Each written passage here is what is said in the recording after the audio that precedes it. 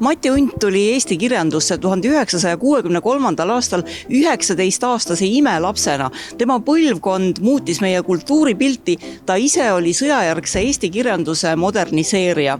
Koidula tänav 17 saate selle suurmehega tutvuda. Pronksist Mart Laari või Tunne Kelamit, mõõd muidugi taeva poole püsti. Ka Lennart Meri ja Jaan Tõnisson ärataksid kolossidena minust võõrastust.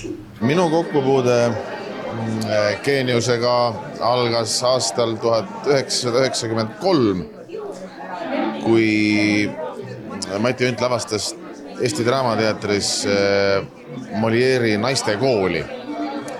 Ja mina olin omakorda veel lavakas, aga siis ta kutsus mind sinna mängima. Koos siis Vaariku ja Jusko ja Ain Lutsepäev, kes seal kõik veel olid. Et see oli minu jaoks väga suur sündmus ja märgiline sündmus ja tänu sellele ma ilmselt Draamateatris ka siiamaani olen. Mati Unt elas aastaid koos näitleja Kersti Kreismaniga. Tema ja Mati Undi salongiõhtud Mustamäe paneelmajas olid legendaarsed. Ta oli väga tark ja väga vaimukas ja sellepärast ilmselt tollel ajal sinna meie korterisse Mustamäel kogunes nii palju vaimuhiiglasi, et ta koondas enda ümber selliseid põnevaid isiksusi igalt alalt. Kirjanikke, kunstnikke, heliloojaid, kõike, et jah.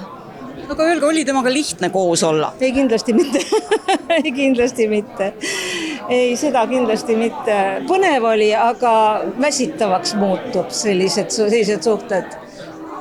Aga ma olen talle lõpmata palju tänulik, sest ma olin noor kujunemas ja ta oli minu jaoks mentor. Täielikult uuenenud Mati Undi muuseumi kuraator on Maarja Vaino, kelle sõnul tänane maailm on paljuski just Undi sõnastatud. Mati Undi kohta võibki öelda, et see maailm, kus meie noored tänapäeval elavad, ongi osad tema loodud.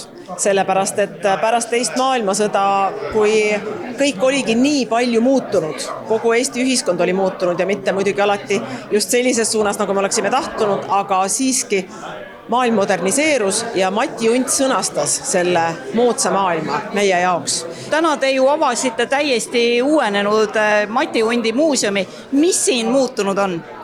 Siin on muutunud kõik. Siin ennem oli ruumijaotus natuke teistmoodi, kogu ilme oli teistmoodi, et ennem meil oli siiski selline väike näitus, aga nüüd meil on läbimõeldud kontseptsiooniga püsinäitus, mis tahabki jutustada kõigepealt lugu Mati Undist kui inimesest, aga selle kõrval lugu ka ühest väga andekast loojast ja lugu ühest väga andekast põlvkonnast. Vaino sõnul on muuseumi saamislool väga suur roll Tallinna linnal, sest toonane abilinnapea seisis vankumatult selle eest, et Kadriorus asuvad ruumid kindlasti just muuseumile saaksid, kuna paar korrust ülalpool asus Mustamäe-järgne Undi kodu Kadriorus. Koht suurepärane Mati Undiga seotud ja kui ma olin selle korteri omandi ostmise eelnõuga linnavolikogu ees, siis loomulikult tappama sealt opositsiooni käest sain.